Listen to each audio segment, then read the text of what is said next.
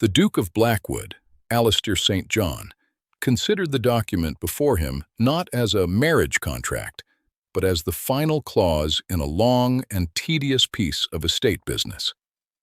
For 5 years, he had managed the duchy with the same dispassionate efficiency he applied to his investments, his stables, and his infrequent social obligations.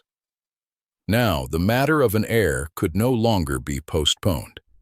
It was a duty, and like all duties, it required a logical, unsentimental solution. His solicitor, a man whose face seemed permanently etched with the dry dust of legal archives, cleared his throat. "The final settlement on the Vance estate is generous, Your Grace. Baron Vance is relieved." Alistair dipped his pen in the inkwell, the scratch of the nib the only sound in the cavernous study. "It is not generosity, Finch. It is a transaction. He provides a daughter of suitable lineage and temperament. I provide the funds to keep his ancestral home from crumbling into the Northumberland soil. It is balanced." "And Miss Elara Vance?" Finch ventured, his gaze flickering towards the Duke. "You have met her. You find her suitable?" Alistair paused, his pen hovering. He had met her, twice. She had been presented at a country ball, a quiet figure in a pale gray dress, lost between more vibrant, chattering debutantes. He had danced his requisite waltz with her, a silent, formal affair. She was of medium height, with tidy brown hair and eyes that were— he could not recall their color. They were simply eyes. She was not beautiful, which was her primary qualification. She was not ugly, which was a secondary but still necessary one. She was, in a word, unremarkable. Perfect. "She is precisely what is required," Alistair stated, signing his name with a flourish of sharp, decisive strokes. "She is sensible. Her father assures me she is possessed of a quiet nature and has no frivolous interests. There will be no drama, no demands for London seasons, no foolishness. She will provide an heir, manage the household, and remain unobtrusive. A pretty face solves nothing, Finch. It merely invites complications, jealousy, and vanity. Her plainness is a virtue." He folded the letter containing this very sentiment, a letter he would send to Finch later to formally confirm his reasoning, as was his habit with all major decisions. He liked his logic recorded, unimpeachable. He placed it with his private correspondence to be dispatched in the morning. Finch gave a small, almost imperceptible nod. He had served the old Duke, and now the new one. He understood that arguing with Alistair Street. John was like arguing with the tide. The man's mind was made up, and the world was expected to arrange itself accordingly. The wedding was a quiet affair, held at the Vances' small parish church. Elara was composed, her responses spoken in a clear, low voice. She wore a simple cream gown, unadorned with the lace and pearls that usually accompanied such occasions. Alistair found her composure satisfactory. It confirmed his assessment. She understood this was a contract, a merging of duties. Their journey to Blackwood Manor, the ducal seat, was conducted in near silence. Alistair read a treatise on agricultural drainage, a subject that had vexed him for years. The Blackwood marshes, a vast, boggy expanse on the western edge of his property, were a blight. They sickened his tenants, swallowed livestock, and produced nothing but reeds and foul air. 5 years he had consulted engineers and surveyors, and 5 years they had told him the project was too vast, too expensive, too impossible. He had filed their reports away, a monument to intractable problems. He glanced up once, catching Elara's reflection in the carriage window. She was looking out at the rolling hills, her expression unreadable.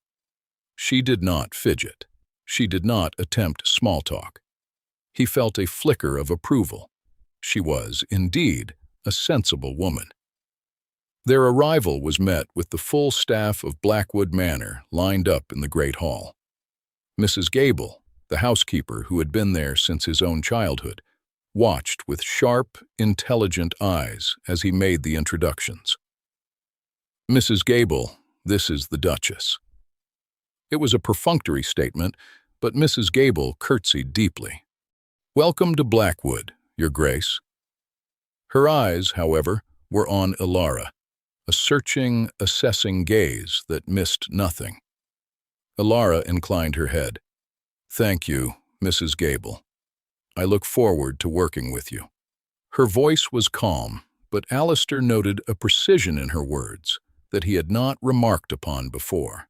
Not just politeness, but a kind of formal declaration of purpose. He dismissed it. She was merely taking her new role seriously. Good.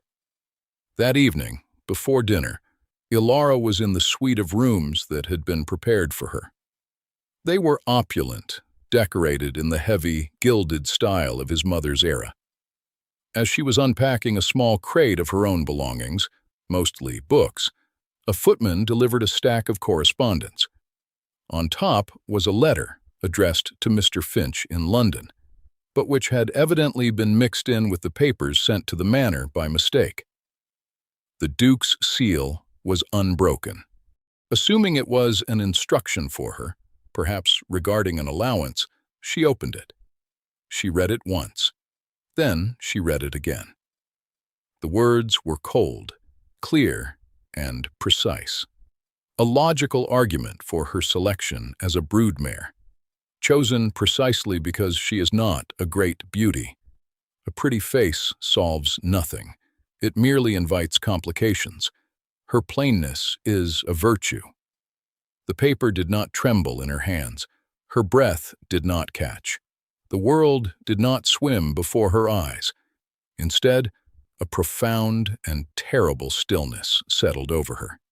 It was the stillness of a frozen lake, absolute and deep. She had known, of course, that this was not a love match. She was not a fool. She had entered the arrangement with eyes wide open, aware that she was a solution to her family's financial ruin and the Duke's dynastic needs. But this was different. This was not just a lack of sentiment. This was a clinical appraisal and a dismissal of her entire personhood beyond her function. Her very lack of appeal had been weighed and measured as her most significant asset. She stood there for a long time, the letter in her hand. The silence in the room was absolute. Then, with meticulous care, she folded the letter along its original creases. She did not tear it. She did not burn it. She slipped it back into its envelope and placed it inside a small, locked box where she kept her mother's jewelry. A door had closed inside her. It had not slammed shut in a fit of pique. It had been quietly, deliberately, and irrevocably locked. From this moment forward, she would be everything he had paid for. She would be the Duchess of Blackwood. She would be sensible, unobtrusive, and efficient. She would manage his home. She would give him his heir, and she would be utterly, completely, and perfectly absent. The first few months of their marriage passed in a state of cool, professional courtesy. Alistair was, if anything, pleased with his choice. The household accounts, which he had always found a disorderly nuisance, were now presented to him weekly in a ledger written in a fine, clear hand. The menus were balanced, the staff managed with quiet authority, and the manor ran with the silent precision of a well-oiled clock. Ilara was the ghost in this new machine. She was present at dinner, seated at the far end of the long, polished table. She spoke when spoken to, her answers concise and intelligent. But she never initiated a conversation. She never offered an opinion unless directly asked. She was there, and she was not there. Alistair found this efficient. He had his evenings to himself in his study, free from the chatter he had so dreaded. He could work, read, and think without interruption. He had purchased peace, and it was being delivered. Yet, small things began to intrude upon his satisfaction. Tiny, dissonant notes in the placid harmony of his life. He had been told she played the pianoforte. There was an exquisite instrument in the morning room, which had sat silent for years. One afternoon, as he was returning from a ride, he heard music drifting from the open window. It was a complex, melancholic piece by Chopin, played with a skill that was far beyond mere accomplishment. It was artistry. He stood frozen on the gravel path, listening, arrested by the unexpected beauty of it. He entered the house quietly and walked towards the morning room. The moment his footsteps sounded on the marble floor of the hall, the music stopped, abruptly. He entered the room to find Alara standing by the window, her hands clasped behind her back. The pianoforte was closed. "I heard music," he said, his voice sounding overloud in the sudden silence. "Did you?" she replied, her tone level. The wind must be playing tricks with the old house. She did not meet his eye. She simply looked out at the garden, her face a polite, placid mask. He knew she was lying. He knew the music had come from her fingers. The denial was so blatant, so calm, that it was not a lie so much as a boundary. A wall he had not known was there. He felt a prickle of annoyance, but said nothing more. A week later, he came upon her in the library. It was his domain, a vast, two-story room filled with the leather-bound collections of 10 generations of St. John's. She was not reading poetry or a novel, as he might have expected. She was seated at a large table, surrounded by maps. His maps. The geological surveys of the Blackwood marshes. She had a pencil in her hand and was making notes on a separate sheet of paper, her brow furrowed in concentration. When she saw him, she did not startle. She simply placed her pencil down and began to neatly stack the maps. "An interest in cartography, Duchess?" he asked, a hint of irony in his voice. "I was merely curious about the estate's topography," she said, her voice smooth and devoid of inflection. "It is a large property. I wish to understand its layout." "The marshes are the least interesting part of it," he said dismissively. "A wasteland." She looked at him then, and for the first time, he registered the color of her eyes. They were hazel, a complex mix of green and gold, and they were holding his gaze with an unnerving intensity. "Wastelands are only wastelands because no one has found a use for them yet," she said. Then she gathered her notes and left the library, leaving him standing beside the table, a strange echo of her words ringing in the air. A declarative statement, a small, sharp stone of an idea dropped into the still pool of his certainty. He began to notice her absence more than her presence. The empty chair at breakfast with a message passed through a footman that the Duchess was taking her meal in her rooms. The silence from the morning room, a silence that now felt pointed, deliberate. He noticed that the books she was reading, left sometimes on a side table, were not novels, but treatises on Dutch engineering, crop rotation, and soil chemistry. He found himself watching her across the dinner table, trying to reconcile the quiet, unobtrusive woman he had married with the one who played Chopin like a virtuoso and studied engineering texts in secret. It was like looking at a familiar painting and suddenly realizing there was another image hidden beneath the surface. One evening, Lord Harrington, a neighboring landowner with more money than sense, came to dine. He was a gossip and a fool, a man Alistair tolerated but did not respect. "Well, Blackwood," Harrington boomed, halfway through the port, "must say you've done it. Got yourself a duchess. Not one of the London belles, eh? A practical choice. Sensible girl. Good breeding." Alistair felt a muscle tighten in his jaw. He glanced down the table at Ilara. She was looking at her plate, her expression perfectly serene, as if she hadn't heard a word. But he saw the faint whitening of her knuckles where her hand rested on the tablecloth. "Ilara is everything I could have wished for in a wife," Alistair said, his voice colder than he intended. Harrington, oblivious, chuckled. Of course. A pretty face is just trouble, ain't it? Distracts a man from his duties." "You always were the clever one." The words, so close to his own, landed in the center of the room like a physical blow. Alistair felt a flush of heat crawl up his neck. He looked at Ilara again. She showed no reaction at all. Her composure was absolute. It was magnificent, and it was terrifying. After Harrington had finally departed, Alistair remained in the dining room, staring at the empty chair at the other end of the table. Ilara had excused herself the moment the guest was gone. He thought about the stopped music. He thought about the engineering books. He thought about her comment on wastelands. He thought about the chilling echo of his own words coming from the mouth of a fool like Harrington.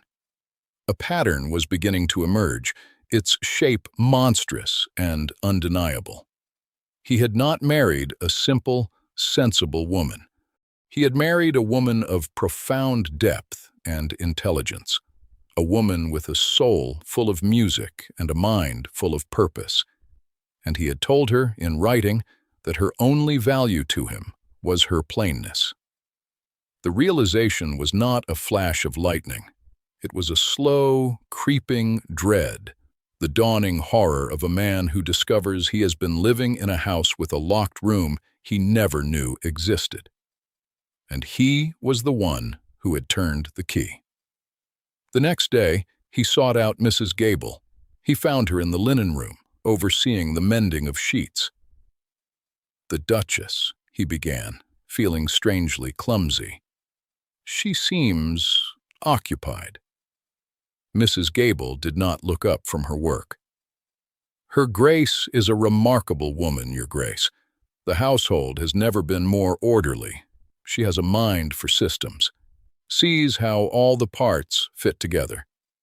"Yes, I've seen the ledgers," he said impatiently. "But what does she do? Her days?" Mrs. Gable finally lifted her head, her gaze direct. "She reads, Your Grace. She walks. She has been out on the edge of the marshes several times, speaking with the tenant farmers, the ones from Fen End, the ones whose children are always sick with the lung fever." The words landed. The tenants of Fen End. He paid them a stipend for their hardship, another line item in his ledgers. He had never spoken to them himself. "And she has been drawing," Mrs. Gable added, her voice softening slightly. "Maps, plans. She says the water has a memory, that if you watch it long enough, it will tell you where it wants to go." The water has a memory. It was a poet's phrase, but she was using it to solve an engineering problem. A cold certainty washed over Alistair. He left the linen room and went directly to his study. He began to search through his files, his hands moving with frantic energy. He found the copy of the letter he had dictated to his secretary, the one intended for Finch. He read his own words, and for the first time, he understood their brutal weight. Her plainness is a virtue. He felt a wave of self-disgust so profound it almost buckled his knees. He had been so proud of his logic, his detachment, his freedom from sentiment. He saw now that it was not logic, it was a profound and arrogant blindness. He had looked at a diamond and seen only a useful piece of carbon, but he needed proof. proof that she knew. He went to her rooms. It was the first time he had entered her personal sitting room without being invited. It was tidy, impersonal, save for one corner. There, by the window, was a small desk. On it were stacks of paper covered in calculations and drawings, cross-sections of the marshland, gradients, flow channels. It was a comprehensive proposal for a drainage system, more detailed and insightful than anything his expensive London engineers had produced. She had identified a series of natural ridges that could be used to create a gravity-fed canal system, a solution so elegant and obvious he could not believe no one had seen it before. She had solved the Blackwood marshes. The problem he had shelved for 5 years, the problem that represented failure and frustration, she had quietly, methodically dismantled on her own. And then he saw it. On a small side table, a little rosewood box. It was unlocked. He opened it. Inside, nestled amongst a few pieces of simple jewelry, was a letter. His letter, folded and refolded so many times the creases were soft as cloth. He sank into the nearest chair, the letter in his hand, the enormity of his folly crashing down upon him. He had not just insulted her. He had not just misjudged her. He had committed an act of profound spiritual vandalism. He had taken a brilliant, vibrant soul and willfully ignored it, praised it for its lack of color, and driven it into a silent, secret exile within his own home. He was not a husband. He was a jailer. And the worst part was, his prisoner had never rattled the bars. She had simply built a new, richer world within their confines, a world to which he had no access. He sat there for an hour, perhaps longer, the silence of the room pressing in on him. He had to fix it. But how did one apologize for a crime of perception? How did one atone for the sin of not seeing? He knew words would not be enough. His entire marriage was founded on the lie that words on paper were the ultimate reality. He had to act. He found her in the one place on the estate that seemed to mirror her state, the old, neglected glass house. It stood at the far end of the walled garden, its panes clouded with grime, its iron frame weeping rust. Inside, most of the planting beds were barren, but in one corner, a small section had been cleared. Alara was on her knees, her skirts smudged with dirt, carefully tending a collection of small, fragile-looking seedlings. She looked up as he entered, her expression wary, but not surprised. She did not rise. He did not approach her immediately. He stood in the doorway, taking in the scene. The decaying grandeur of the structure, the determined patch of new life she was coaxing from the dirt. It was a perfect metaphor. "I found the letter," he said. His voice was raw. "The one I wrote to Finch. I found it in your room." She placed her small trowel down on the earth and finally rose, brushing the soil from her hands. She did not speak. She simply waited. "I also found your plans," he continued, his voice low, "for the marshes." A flicker of something, alarm, anger, crossed her face before being suppressed. "They are a private diversion, a mental exercise." "They are brilliant," he said, the word sounding inadequate. "They are the solution, the one I, and all my paid experts, failed to see for 5 years. He took a step closer. "I came here to apologize, but the word is meaningless. It doesn't begin to cover the truth of it." He stopped a few feet from her. "The truth is, I was a fool, a blind, arrogant, colossal fool. I wrote those words. I believed them. I believed that by stripping sentiment from the equation, I was being logical. I see now that I was simply being ignorant. I looked at you, and I did not see you. At all." He held her gaze, forcing himself not to look away.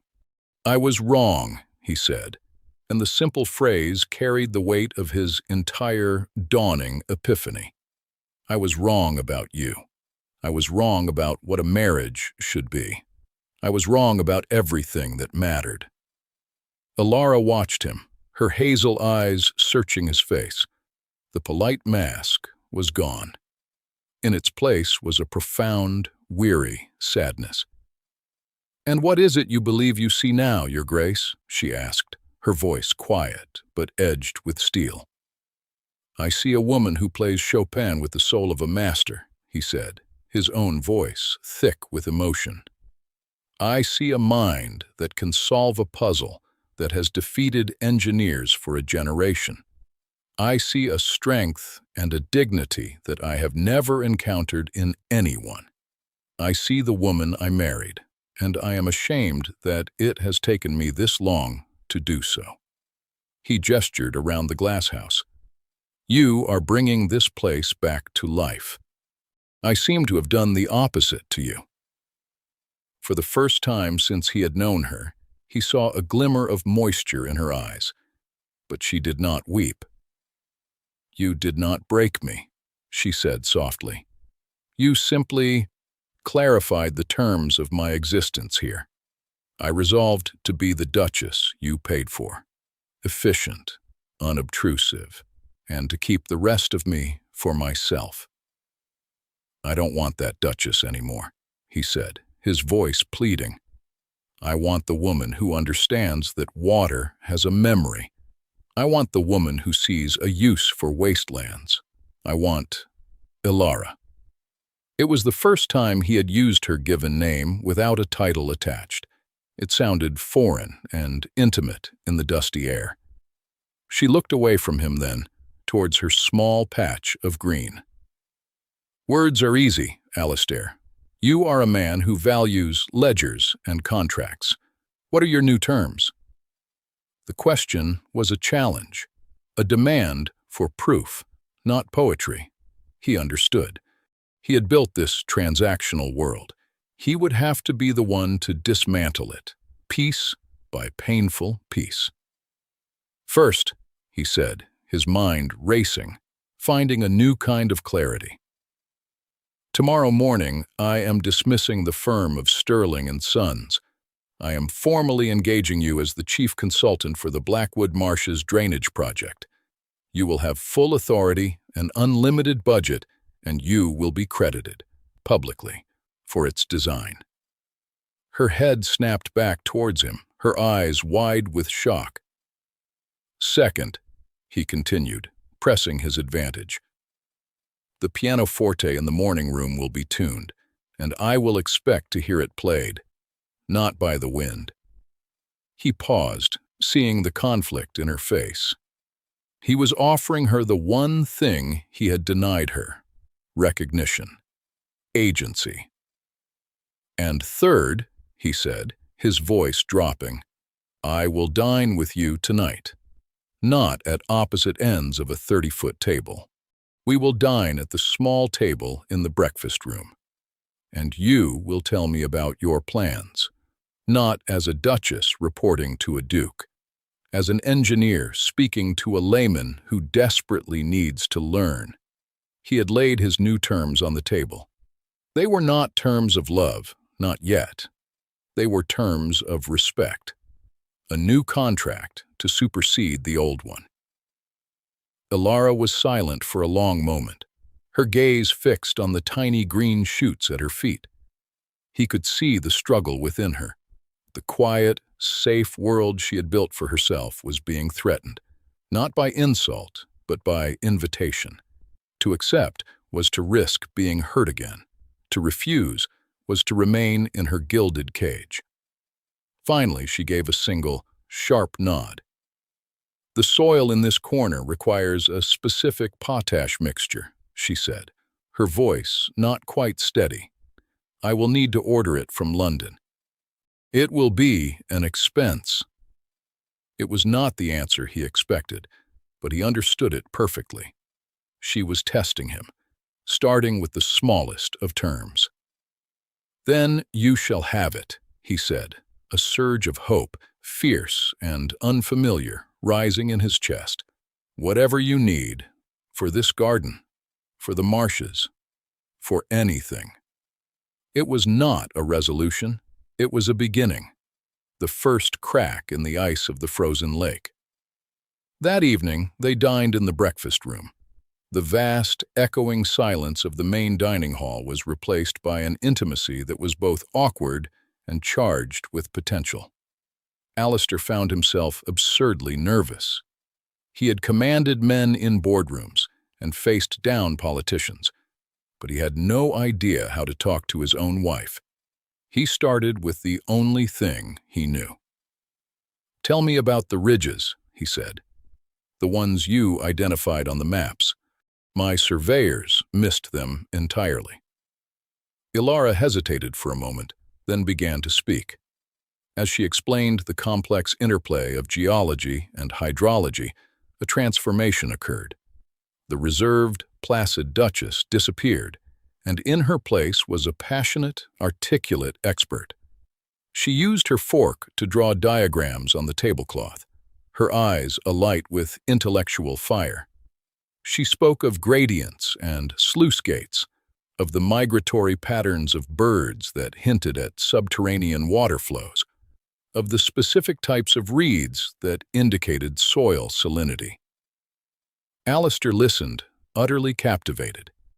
He was not just hearing a plan, he was witnessing a mind at work, a mind he had so casually dismissed as sensible. He had been living next to a furnace, warming himself by its distant, residual heat, without ever realizing the inferno that burned within.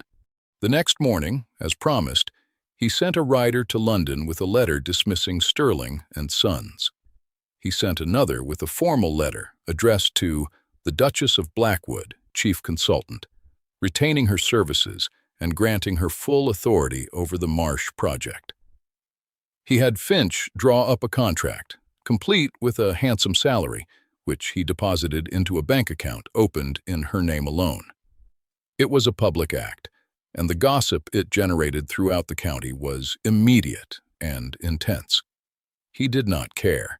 He was tearing down the old structure and building a new one, and he wanted the world to see it. The project began. Ilara worked with a tireless, focused energy that astonished him.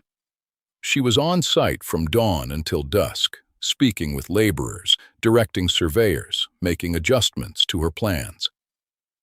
Alistair accompanied her, not as a duke overseeing his estate, but as an apprentice. He learned to read the land, to understand the language of water and stone. He learned the names of the tenant farmers from Fen End, listened to their stories, and saw the hope dawning in their eyes. In the evenings, they would work together in the library, surrounded by maps and charts. Their conversations were about the project, but beneath the technical jargon, a different kind of communication was taking place. He was learning her. He learned that her quietness was not timidity, but concentration. He learned that her wit was dry and sharp, and she would deploy it unexpectedly, leaving him momentarily speechless before breaking into a rare, genuine smile. He started noticing small things, details he had been blind to before. The way she chewed on the end of her pencil when deep in thought. The specific shade of gold that appeared in her eyes when the afternoon sun hit them. The fact that she preferred tea from Assam over Darjeeling. One afternoon, he returned to the house to the sound of the pianoforte. It was Bach this time, a fugue, intricate and mathematical and beautiful. He stopped in the hall, his heart clenching. He did not move forward. He simply stood and listened, allowing the music to fill the space he had so long filled with silence. When it finished, he walked away without letting her know he had been there. It was her space, her music. He would not intrude until invited. The invitation came a month later. He entered the morning room to find her sitting at the instrument, her hands resting on the keys. She did not stop or look away. "I am trying to recall a piece my mother used to play," she said, her voice soft. "I can only remember a fragment." She played a few bars, a simple, haunting melody. "Sit with me," she said. It was not a request. It was a quiet statement of fact. He sat beside her on the bench. The proximity was startling. He could feel the warmth from her arm, smell the faint scent of soap and the clean, earthy smell of the marshes that always clung to her now. "I don't know it," he said, his voice hoarse. "No," she said. "I wouldn't expect you to." She looked at him, her gaze clear and direct. "But you are listening. That is new." The rebuilding was a slow, deliberate process. It was built not on grand gestures, but on 1,000 small acts of attention. He brought her a rare book on Roman aqueducts he had sourced from a bookseller in Paris. She left a freshly cut flower from her burgeoning glass house on his desk. He learned to anticipate her needs on the work site, having hot tea brought out when the wind turned cold. She began to seek his opinion, not on engineering, but on the social aspects of the project, how best to relocate a tenant or how to structure the new land leases. They became partners. The power dynamic, once so starkly defined, had dissolved. They were two people working towards a common goal. The marsh, which had been a symbol of his failure, was becoming the foundation of their union. The external conflict came to a head at a large dinner party they hosted to celebrate the project's halfway point. Lord Harrington, ever the fool, cornered Alistair by the fireplace. "I say, Blackwood, the whole county is talking," he said, his voice conspiratorial. "Letting your wife play at being an engineer. A bit eccentric, even for you. Still, I suppose it keeps her busy. Better than her running up bills at the modiste, eh?" Before, Alistair would have met such a comment with a cold stare or a cutting remark. Now, he felt a different kind of anger, a protective, white-hot rage. But as he opened his mouth to speak, Alara's voice cut through the air, calm and clear. "Lord Harrington," she said, stepping to Alistair's side. "It is kind of you to take such an interest. In fact, I was just explaining to the Earl of March how we have increased the projected land yield by 12% by redesigning the main culvert. Perhaps you would be interested in the fluid dynamics." She looked at him with a bright, challenging smile, her hazel eyes glinting. Harrington, completely out of his depth, stammered something about needing to find his wife and beat a hasty retreat. Alistair turned to Alara, a slow smile spreading across his face. "Fluid dynamics?" "He is a man of limited depth," she said, the corner of her mouth twitching. "I thought it best to speak a language he would be certain not to understand." He laughed, a real, unburdened laugh. He reached out and, in full view of the crowded room, took her hand. She did not pull away. Her fingers curled around his, a quiet act of alliance. A year passed. The Blackwood marshes were gone. In their place lay miles of fertile, dark earth, crisscrossed by neat canals that gleamed in the sun. Cottages were being built, fields were being plowed, and the air was clean. The project was a triumph, and the Duchess of Blackwood was hailed as a genius. But the true transformation had happened within the walls of the manor. The house was no longer just orderly, it was alive.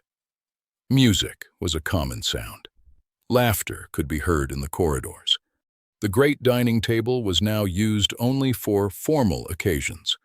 Most nights, Alistair and Alara ate together in the breakfast room or in the library, their conversation ranging from politics to poetry to the proper fertilization of roses.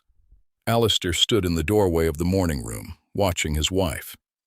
She was seated not at the pianoforte, but in a comfortable chair by the window, a book in her lap. She was no longer a quiet, overlooked figure in gray.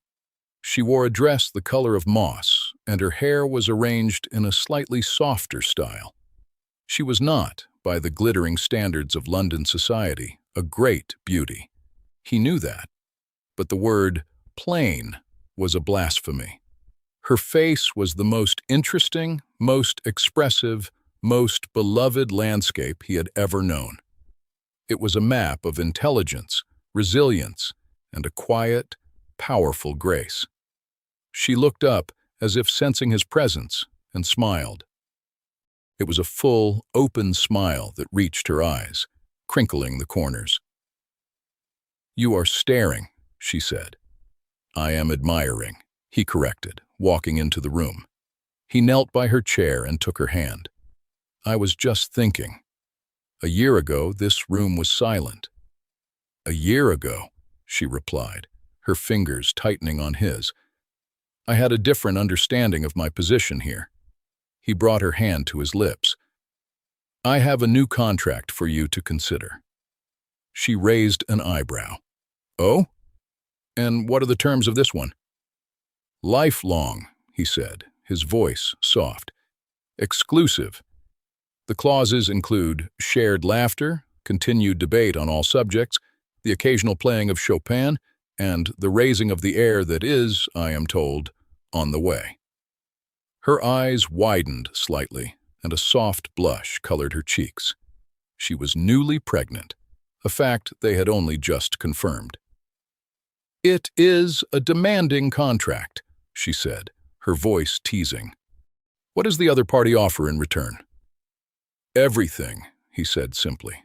"My respect, my attention, my name, my heart. Everything I have and everything I am. It is all yours. It has been for a long time." He was no longer the Duke of Blackwood making a transaction. He was a man, humbled and hopeful, confessing his love. Ilara's smile softened into something breathtakingly tender. She reached out and touched his cheek. "In that case, Your Grace," she whispered, leaning in to kiss him, "I accept your terms." He had once written that a pretty face solves nothing. He had been wrong, but he had been right about one thing. A face did not solve his problem. A mind did. A soul did. A woman whom he had been too blind to see had solved the one problem he had avoided for 5 years, and in doing so, had solved the even greater problem of his own empty, logical heart. He had looked for an unobtrusive duchess and found, by sheer, undeserved grace, the architect of his entire world.